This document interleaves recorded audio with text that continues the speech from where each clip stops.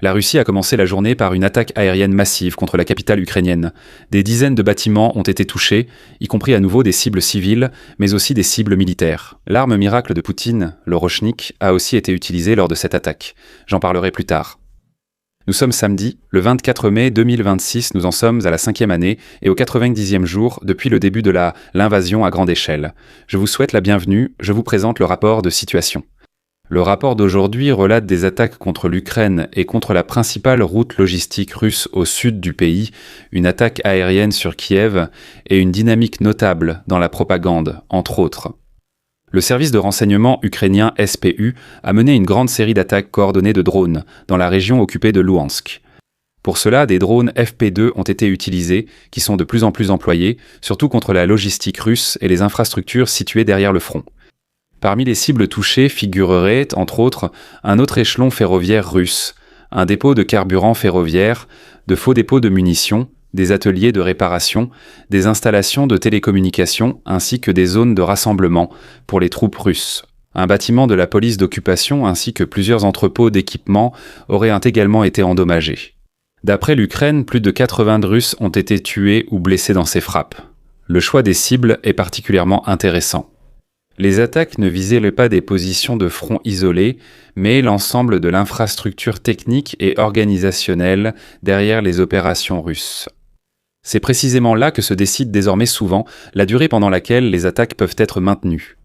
Le ciblage des infrastructures ferroviaires et de carburant est particulièrement pertinent ici. La Russie dépend fortement du rail pour les munitions, véhicules et approvisionnement. Chaque train détruit ou chaque dépôt de carburant hors service provoque des retards, bien au-delà de la zone d'impact militaire.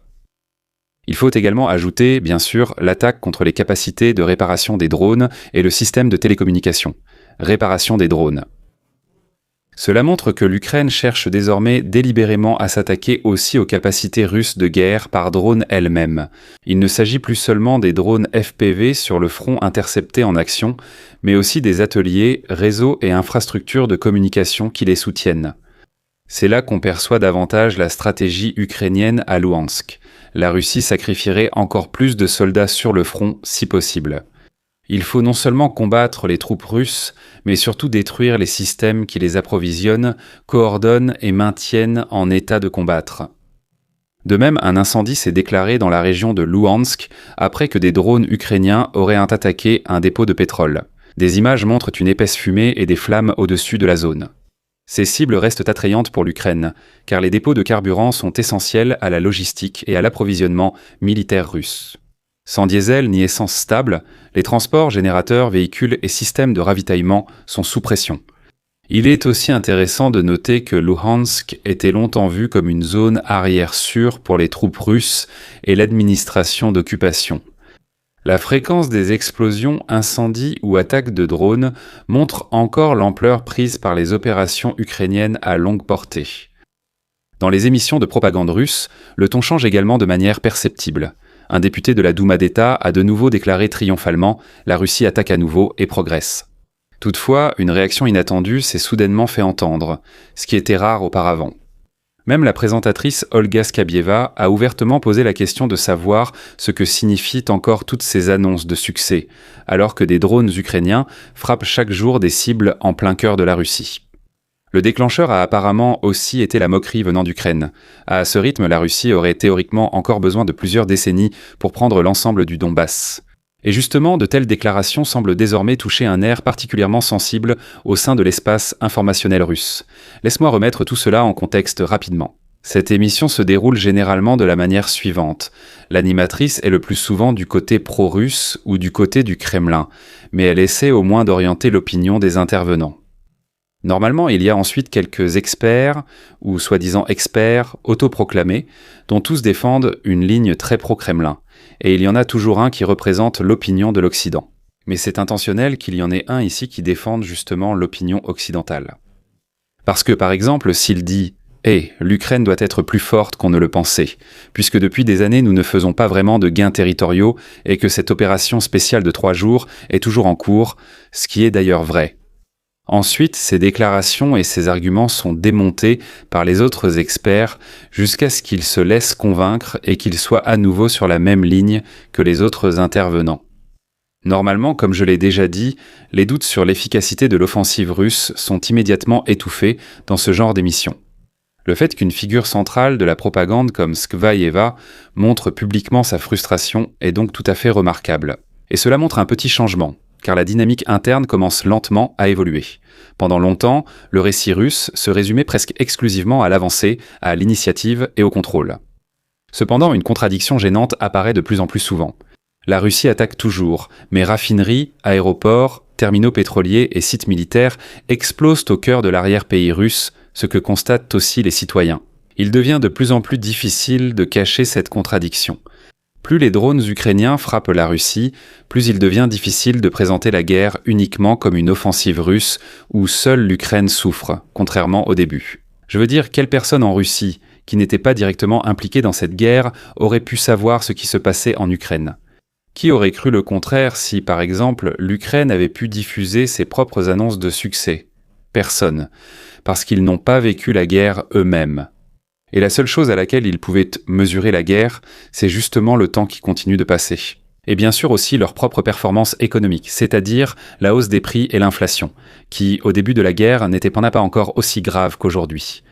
Et maintenant, puisqu'ils voient que l'Ukraine peut aussi mener des attaques contre la Russie, il devient de plus en plus difficile pour eux de croire à ce discours permanent de victoire, alors que la guerre s'éternise et que des drones sont désormais aperçus dans leur propre ville.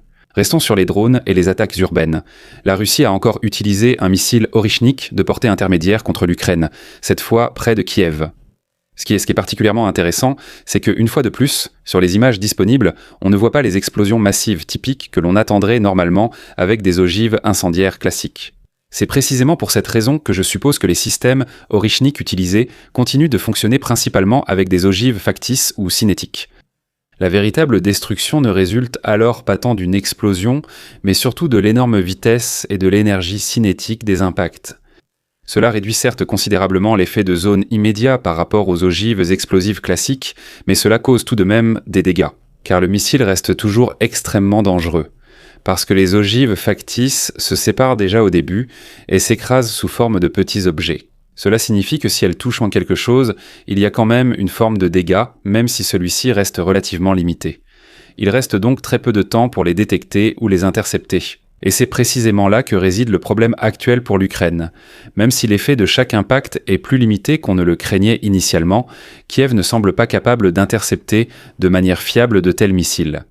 La Russie démontre ainsi moins une capacité de destruction maximale qu'une capacité à continuer d'utiliser des systèmes contre lesquels l'Ukraine dispose de très peu de moyens de défense.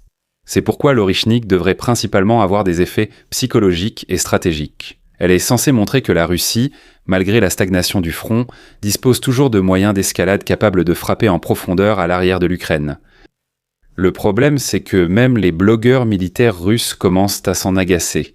Voici ce qui se passe.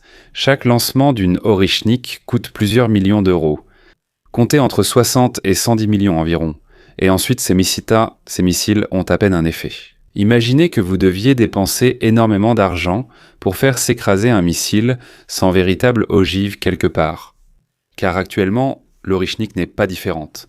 Ici, les coûts sont extrêmement élevés, alors qu'on pourrait investir cet argent bien mieux ailleurs, si Poutine lance ainsi une attaque plus ou moins inefficace. Vous devez imaginer l'Orychnik à peu près comme ceci. La fusée suit une trajectoire balistique. Au sommet de la trajectoire balistique, elle s'ouvre, la fusée sépare les ogives, et les ogives seules, pratiquement sans le reste de la fusée, frappent là le sol. C'est pourquoi il est naturellement difficile de les intercepter. Mais dans ce cas, les ogives sont toujours des ogives factices, car jusqu'à présent, cette fusée ne peut être équipée que d'ogives factices ou d'ogives nucléaires. Et depuis plus de 2 ans, les Russes n'ont toujours pas réussi à y installer des ogives hautement explosives. Cela signifie qu'en fin de compte, ils envoient une fusée qui sert plus ou moins de test et qui n'a pratiquement aucun effet réel à l'impact. Cependant, elle gaspille aussi des sommes énormes. Outre l'Orychnik, les Russes ont aussi utilisé de nombreux missiles de croisière ayant frappé Kiev. Les Ukrainiens ont signalé l'utilisation de 35 missiles de croisière russes, dont seulement 11 ont pu être interceptés.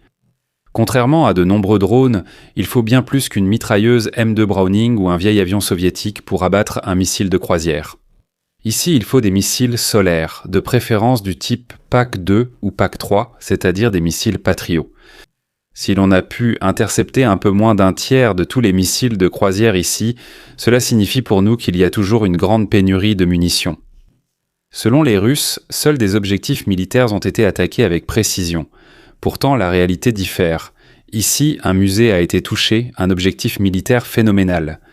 Il se peut qu'il y ait eu une technologie avancée à l'intérieur, que l'armée russe ne connaissait pas encore ou qui lui semblait peut-être effrayante, mais affirmer qu'ils n'ont frappé que des cibles civiles serait tout aussi faux. Il semble que le quartier général des forces terrestres ukrainiennes ait aussi été touché, selon les Russes. Du côté ukrainien, il existe également une vidéo d'un bâtiment détruit qui ressemble beaucoup à celui de l'état-major.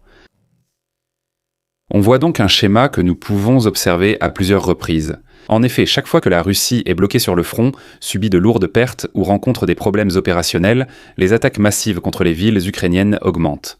C'est pourquoi de nombreux observateurs voient donc les récentes attaques massives contre Kiev moins comme des actions militaires décisives que comme du terrorisme stratégique ou une démonstration de force. La destruction d'immeubles résidentiels, de musées et d'infrastructures civiles n'affecte pas vraiment le front, mais sert surtout un autre objectif. Dans le pays, on crée des images pour l'opinion publique.